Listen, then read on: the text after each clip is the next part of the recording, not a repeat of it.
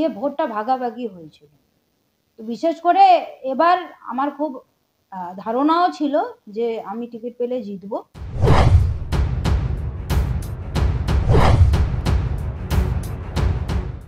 তালিকা ঘোষণা হয়ে গেছে। উত্তর মালদা, দক্ষিণ মালদা তৃণমূল প্রার্থী প্রচারও শুরু করে দিয়েছেন।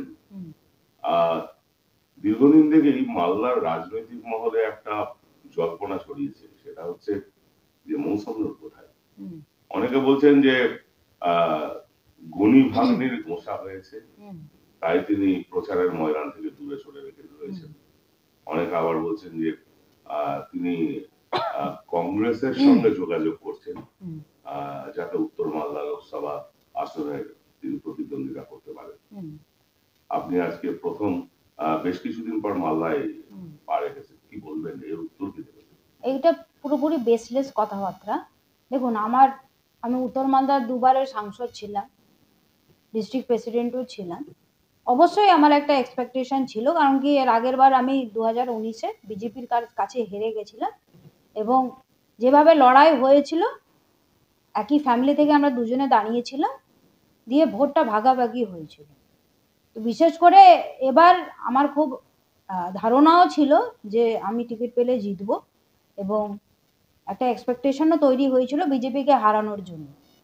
যাই হোক, আমাদের নেত্রী এবং দল সিদ্ধান্ত নিয়েছে যে এখানে প্রসূন ব্যানার্জি প্রার্থী হবেন এবং সেই ডিসিশনকে দলের একজন সৈনিক হিসেবে আমি ওয়েলকাম জানাই।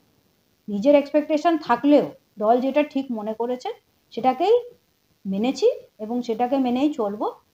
আমি অসুস্থ ছিলাম, কিছুদিন ভাইরাল ছিল, আমার ফিভার হয়েছিল এবং প্রচণ্ড উইকনেস ছিল বডিতে, সেই কারণে আমি কলকাতায় ছিলাম এবং দিল্লিতেও আমার একটা কাজ ছিল বলে দিল্লি যেতে হয়েছিল, লাস্ট 2 দিন আগে গেছিলাম। এখন আমি মালদায় ফিরে এসেছি, আমাদের প্রার্থীদের জন্য, দলের জন্য অবশ্যই নামবো এবং আমি আশাও করি যে এবার 2টো সিটই তৃণমূল কংগ্রেস পাবে।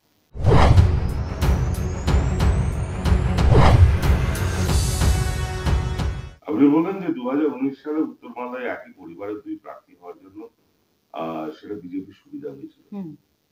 এবার বিজেপির তরফ থেকে যেটা বলা হচ্ছে সেটা হচ্ছে যে 2 কেন্দ্রেই তৃণমূল বহিরাগত প্রার্থী দিয়েছে, সে ঘরের প্রার্থী খুঁজে পায়নি। তাহলে কি তৃণমূল নেতৃত্ব মালদার জেলার যে নেতৃত্ব, মালদা জেলার যে মুখ যারা, তাদের উপর ভরসা করতে পারছে না? দেখুন, এই ব্যাপারটা বিজেপি কি বললো সেটা আমাদের কাছে গুরুত্বপূর্ণ বিষয় নয়। ওনারা নিজের প্রার্থীর জন্য নিজের দলের পক্ষ থেকে অনেক কিছুই বলবেন। আমাদের নেতৃত্ব একটা ডিসিশন নিয়েছে এবং সেই ডিসিশন আমাদের পুরো দল মানবে এবং আগামী দিনে 2টো প্রার্থীই জিতবে। এটা হচ্ছে আমাদের দলের সিদ্ধান্ত, আমাদের কর্মীদের সিদ্ধান্ত। প্রচারে আমি আজকে আলোচনা করে নেব কবে কি প্রোগ্রাম আছে এবং পুরো শিডিউল জেনে সেভাবে আমি নামবো।